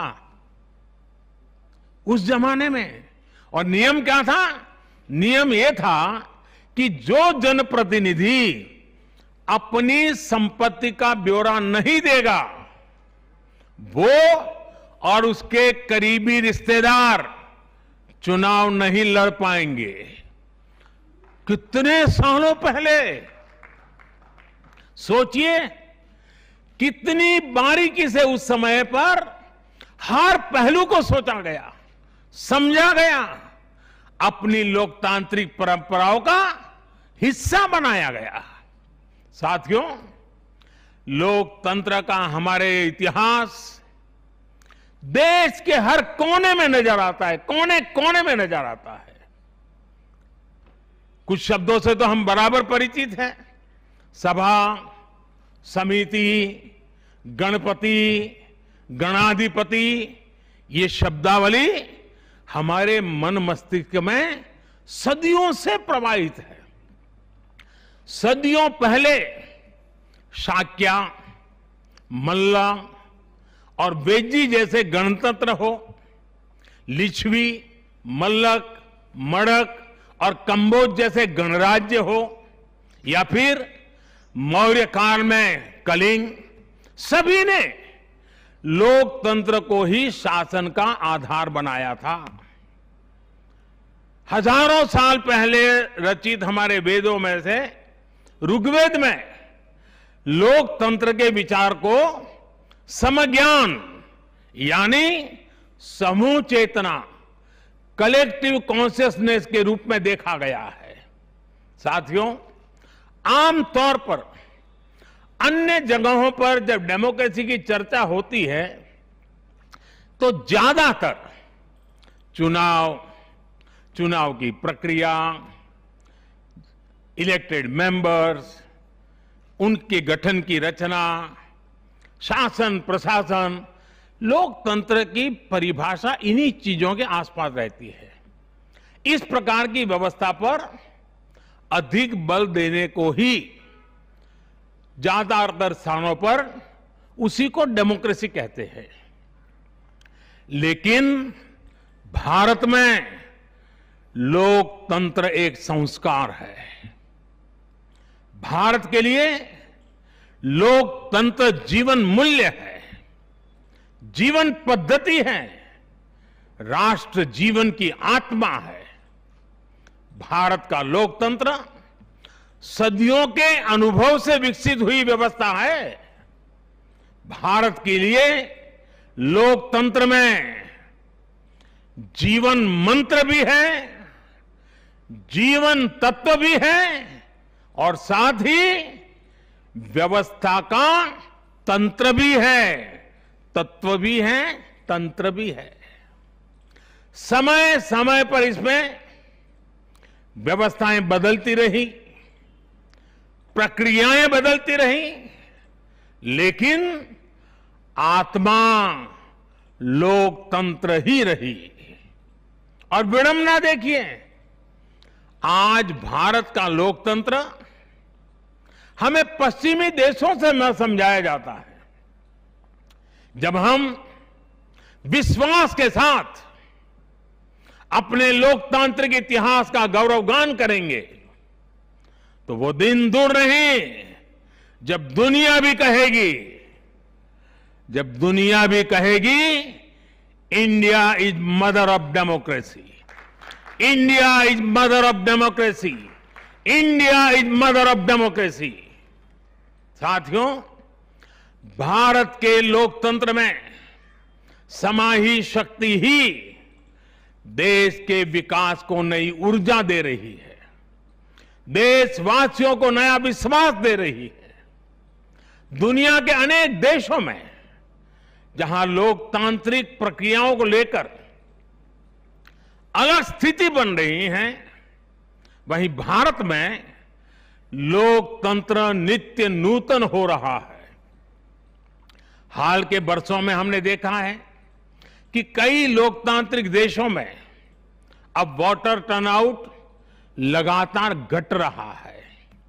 इसके विपरीत भारत में हम हर चुनाव के साथ वोटर टर्नआउट को बढ़ाते हुए देख रहे हैं, बढ़ता हुआ देख रहे हैं। इसमें भी महिलाओं और युवाओं की भागीदारी निरंतर बढ़ती जा रही है। साथियों, इस विश्वास की, इस आस्था की वजह है भारत में लोकतंत्र हमेशा से ही गवर्नेंस के साथ ही मतभेदों और विरोधाभासों को सुलझाने का महत्वपूर्ण माध्यम भी रहा है।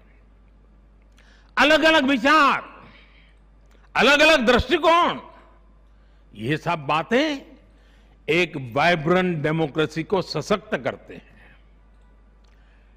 डिफरेंसेस के लिए हमेशा जगह हो, लेकिन डिस्कनेक्ट कभी ना हो, इसी लक्ष्य को लेकर हमारा लोकतंत्र आगे बढ़ा है। गुरु नानक देव जी ने, और बड़ी सटीक बात कही है, गुरु नानक देव जी ने भी कहा है, जब लग दुनिया रही है नानक, जब लग दुनिया रही है नानक, किछु सुनिए किछु कहिए। यानी जब तक संसार रहे तब तक संवाद चलते रहना चाहिए। कुछ कहना और कुछ सुनना, यही तो संवाद का प्राण है, यही लोकतंत्र की आत्मा है। पॉलिसीज में अंतर हो सकता है, पॉलिटिक्स में भिन्नता हो सकती है, लेकिन हम पब्लिक की सेवा के लिए हैं। इस अंतिम लक्ष्य में कोई मतभेद नहीं होना चाहिए। वाद संवाद संसद के भीतर हो या संसद के बाहर, राष्ट्र सेवा का संकल्प, राष्ट्रहित के प्रति समर्पण लगातार झलकना चाहिए। और इसलिए आज जब नए संसद भवन का निर्माण शुरू हो रहा है, तो हमें याद रखना है कि वो लोकतंत्र जो संसद भवन के अस्तित्व का आधार है, उसके प्रति आशावाद को जगाए रखना हम सभी का दायित्व है। हमें हमेशा याद रखना है कि संसद पहुंचा हर प्रतिनिधि जवाबदेह है। ये जवाबदेही जनता के प्रति भी है और संविधान के प्रति भी है। हमारा हर फैसला राष्ट्र प्रथम, नेशन फर्स्ट, इसकी भावना से ही होना चाहिए। हमारे हर फैसले में राष्ट्रहित सर्वोपरि रहना चाहिए। राष्ट्रीय संकल्पों की सिद्धि के लिए हम एक स्वर में, एक आवाज में खड़े हो, ये बहुत जरूरी है।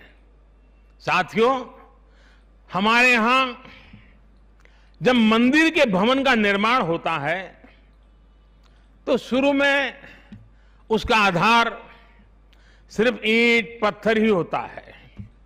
कारीगर, शिल्पकार सभी के परिश्रम से मंदिर के भवन का निर्माण पूरा होता है। लेकिन वो भवन एक मंदिर तब बनता है, उसमें पूर्णता तब आती है जब उसमें प्राण प्रतिष्ठा होती है। प्राण प्रतिष्ठा होने तक वो सिर्फ एक इमारत ही रहता है। साथियों, नया संसद भवन भी बनकर तो तैयार हो जाएगा, लेकिन वो तब तक एक इमारत ही रहेगा जब तक उसकी प्राण प्रतिष्ठा नहीं होगी। लेकिन ये प्राण प्रतिष्ठा किसी एक मूर्ति की नहीं होगी। लोकतंत्र के इस मंदिर में इसका कोई विधान भी नहीं है, विधि विधान भी नहीं है। इस मंदिर की प्राण प्रतिष्ठा करेंगे इसमें चुनकर आने वाले जनप्रतिनिधि, उनका समर्पण, उनका सेवा भाव इस मंदिर की प्राण प्रतिष्ठा करेगा। उनका आचार, विचार, व्यवहार इस लोकतंत्र के मंदिर की प्राण प्रतिष्ठा करेगा। भारत की एकता, अखंडता को लेकर किए गए उनके प्रयास इस मंदिर की प्राण प्रतिष्ठा की ऊर्जा बनेंगे। जब एक एक जनप्रतिनिधि अपना ज्ञान, अपना कौशल्य, अपनी बुद्धि, अपनी शिक्षा, अपना अनुभव पूर्ण रूप से यहां निचोड़ देगा, राष्ट्रहित में निचोड़ देगा, उसी का अभिषेक करेगा, तब इस नए संसद भवन की प्राण प्रतिष्ठा होगी। यहां राज्यसभा काउंसिल ऑफ स्टेट्स है, एक ऐसी व्यवस्था है जो भारत के फेडरल स्ट्रक्चर को बल देती है। राष्ट्र के विकास के लिए राज्य का विकास, राष्ट्र के विकास के लिए राज्य का विकास, राष्ट्र की मजबूती के लिए राज्य की मजबूती, राष्ट्र के कल्याण के लिए राज्य का कल्याण, इस मूलभूत सिद्धांत के साथ काम करने का हमें प्रण लेना है। पीढ़ी दर पीढ़ी आने वाले कल में जो जनप्रतिनिधि यहां आएंगे, उनके शपथ लेने के साथ ही प्राण प्रतिष्ठा के इस महायज्ञ में उनका योगदान शुरू हो जाएगा। इसका लाभ देश के कोटि कोटि जनों को होगा। संसद की नई इमारत एक ऐसी तपोस्थली बनेगी जो देशवासियों के जीवन में खुशहाली लाने के लिए काम करेगी, जन कल्याण का काम करेगी। साथियों, 21वीं सदी भारत की सदी हो, यह हमारे देश के महापुरुषों और महान नारियों का सपना रहा है। लंबे समय से इसकी चर्चा हम सुनते आ रहे हैं। 21वीं सदी भारत की सदी तब बनेगी जब भारत का एक एक नागरिक अपने भारत को सर्वश्रेष्ठ बनाने के लिए अपना योगदान देगा। बदलते हुए विश्व में भारत के लिए अवसर बढ़ रहे हैं। कभी कभी तो लगता है जैसे अवसर की बाढ़ आ रही है।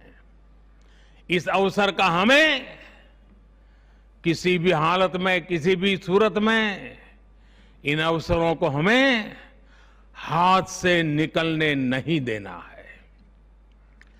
पिछली शताब्दी के अनुभवों ने हमें बहुत कुछ सिखाया है। उन अनुभवों से सीखे और उन अनुभवों की सीख हमें बार बार याद दिला रही है कि अब समय नहीं गंवाना है, समय को साधना है। साथियों, एक बहुत पुरानी और महत्वपूर्ण बात मैं आज जिक्र करना चाहता हूं। वर्ष 1897 में स्वामी विवेकानंद जी ने देश की जनता के सामने 1897 में कहा था कि अगले 50 सालों के लिए उन्होंने एक आह्वान किया था और स्वामी जी ने कहा था कि आने वाले 50 सालों तक भारत माता की आराधना ही सर्वोपरि हो।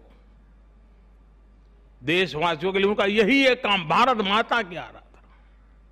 और हमने देखा उस महापुरुष की वाणी की ताकत। इसके ठीक 50 वर्ष बाद 1947 में भारत को आजादी मिल गई थी। आज जब संसद के नए भवन का शिलान्यास हो रहा है तो देश को एक नए संकल्प का भी शिलान्यास करना है। हर नागरिक को नए संकल्प का शिलान्यास करना है। स्वामी विवेकानंद जी ने उनके उस आह्वान को याद करते हुए हम सबको ये संकल्प लेना है। ये संकल्प हो इंडिया फर्स्ट का, भारत सर्वोपरि। हम सिर्फ और सिर्फ भारत की उन्नति, भारत के विकास को ही अपनी आराधना बना ले। हमारा हर फैसला देश की ताकत बढ़ाए। हमारा हर निर्णय, हर फैसला एक ही तराजू में तोला जाए और वो तराजू है देश का हित सर्वोपरि, देश का हित सबसे पहले। हमारा हर निर्णय वर्तमान और भावी पीढ़ी के हित में हो। साथियों, स्वामी विवेकानंद जी ने तो 50 वर्ष की बात की थी। हमारे सामने 25-26 साल बाद आने वाली भारत की आजादी की 100वीं वर्षगांठ है, जब देश वर्ष 2047 में 2047 में अपनी स्वतंत्रता के 100वें वर्ष में प्रवेश करेगा। तब हमारा देश कैसा हो, हमें देश को कहां तक ले जाना है, इस 25-26 वर्ष कैसे हमें खप जाना है, इसके लिए हमें आज संकल्प लेकर काम शुरू करना है। जब हम आज संकल्प लेकर देश हित को सर्वोपरि रखते हुए काम करेंगे तो देश का वर्तमान ही नहीं बल्कि देश का भविष्य भी बेहतर बनाएंगे। आत्मनिर्भर भारत का निर्माण, समृद्ध भारत का निर्माण अब रुकने वाला नहीं है, कोई रोक भी नहीं सकता। साथियों, हम भारत के लोग ये प्रण करें, हमारे लिए देश हित से बड़ा और कोई हित कभी नहीं होगा। हम भारत के लोग ये प्रण करें, हमारे लिए देश की चिंता अपनी खुद की चिंता से बढ़कर होगी। हम भारत के लोग ये प्रण करें, हमारे लिए देश की एकता अखंडता से बढ़कर कुछ नहीं होगा। हम भारत के लोग ये प्रण करें, हमारे लिए देश के संविधान की मान मर्यादा और उसकी अपेक्षाओं की पूर्ति जीवन का सबसे बड़ा ध्येय होगी। हमें गुरुदेव रविंद्रनाथ टैगोर की ये भावना हमेशा याद रखनी है। और गुरुदेव रविंद्रनाथ टैगोर की भावना क्या थी? गुरुदेव कहते थे, एकोता उत्साहो धरो, एकोता उत्साहो धरो, জাতীয় উন্নতি করো, দুসুক ভুবনে সবে ভারতের জয়। यानी एकता का उत्साह थामे रहना है। हर नागरिक उन्नति करे, पूरे विश्व में भारत की जय जयकार हो। मुझे विश्वास है हमारी संसद का नया भवन हम सभी को एक नया आदर्श प्रस्तुत करने की प्रेरणा देगा। हमारी लोकतांत्रिक संस्थाओं की विश्वसनीयता हमेशा और मजबूत होती रहे। इसी कामना के साथ मैं अपनी वाणी को विराम देता हूं और 2047 के संकल्प के साथ पूरे देशवासियों को चल पड़ने के लिए निमंत्रण देता हूं। आप सबका बहुत बहुत धन्यवाद। धन्यवाद माननीय प्रधानमंत्री जी, आपके प्रेरणादायक शब्दों के लिए आपका हृदय से आभार। अंत्योदय से राष्ट्रोदय की संकल्पना को साकार करते मां भारती की सेवा में समर्पित माननीय प्रधानमंत्री जी, आपके मार्गदर्शन में बनने वाला नया संसद भवन विश्व की ललाट पर दमकते भारत के लोकतंत्र को समर्पित है, जो भारत सर्वोपरि का जो नारा आपने दिया उसे मूर्त रूप भी देगा।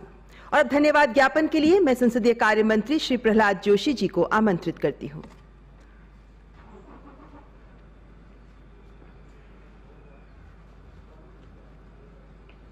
सभी का नमस्कार। आज का दिन हम सब देशवासियों के लिए एक अविस्मरणीय दिन है। हमारा देश के नया संसद भवन का भूमि पूजन सुचारू रूप से संपन्न हुआ है। देश के उन्नति व देशवासियों का कल्याण के लिए सदैव काम करने वाले हमारे यशस्वी प्रधानमंत्री श्री नरेंद्र मोदी जी की अगुवाई में इस नया भवन का निर्माण के लिए संसद के द्वारा निर्णय लिया गया था।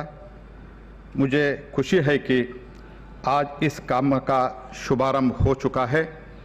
इसके लिए मैं माननीय प्रधानमंत्री, यशस्वी प्रधानमंत्री माननीय नरेंद्र मोदी जी का हृदय से धन्यवाद समर्पित करता हूं और आपके उद्बोधन भाषण के लिए भी मैं आपको बहुत बहुत धन्यवाद समर्पित करता हूं। इस चारित्रिक समारंभ के लिए महामहिम राष्ट्रपति, महामहिम उपराष्ट्रपति अपने शुभकामना व्यक्त की है, उनके लिए भी मैं आभार प्रकट करता हूं। और इस सभी काम में माननीय सभापति लोकसभा, स्पीकर लोकसभा श्रीमान ओम बिरला जी बहुत परिश्रम किया है। उनके नेतृत्व में निर्णय भी किया गया था। राज्यसभा में भी माननीय वेंकैया जी के नेतृत्व में निर्णय लिया गया था। इसलिए मैं माननीय ओम बिरला जी को और माननीय वेंकैया नायडू जी को भी मैं विशेष रूप से धन्यवाद समर्पित करता हूं। और इस सभी कामों में हमारे माननीय हरिवंश जी उपसभापति राज्यसभा हमको सब मार्गदर्शन दिया है, मैं उनको भी बहुत बहुत आभार व्यक्त करता हूं। और आप सभी को और वरिष्ठ नेतागण जो इधर बैठे हुए सबको मैं धन्यवाद समर्पित करता हूं।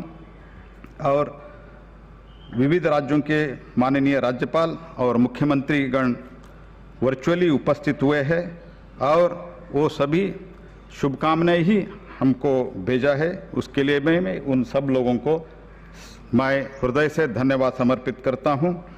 और इस कार्यक्रम में भाग लिए हुए हमारा सभी मीडिया बंधुओं को भी मैं धन्यवाद समर्पित करते हुए urban development minister Hardeep Singh Puri ji ने इस कार्यक्रम के लिए बहुत सुचारू रूप से अरेंजमेंट किया है, मैं उनको भी धन्यवाद समर्पित करते हुए मैं फिर से एक बार माननीय प्रधानमंत्री जी को बहुत बहुत धन्यवाद समर्पित करता हूं यह ऐतिहासिक निर्णय के लिए। धन्यवाद, नमस्कार।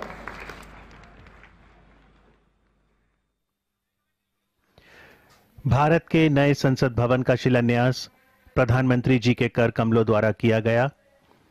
नए भवन के माध्यम से देश की लोकतांत्रिक धरोहर और सांस्कृतिक विविधता प्रदर्शित होगी। माननीय प्रधानमंत्री ने लोकतंत्र में पुरातन और नूतन के सह अस्तित्व पर बल दिया। उन्होंने कहा कि अगर पुराने संसद भवन ने स्वतंत्रता के बाद भारत को दिशा दी, तो नया भवन आत्मनिर्भर भारत के निर्माण का गवाह बनेगा। पुराने संसद भवन में देश की आवश्यकताओं की पूर्ति के लिए कार्य हुआ, तो नया भवन 21वीं सदी के भारत की आकांक्षाओं को पूरा करेगा। माननीय प्रधानमंत्री इस समय बातचीत करते हुए साथ में गरिमामयी उपस्थिति Shri Om Birla, speaker Lok Sabha, Shri Harivansh Singh, deputy chairman Rajya Sabha. आशा है भारत की आजादी के 75 साल पूरा होने पर सन 2022 में संसद का सत्र नए भवन में आयोजित होगा।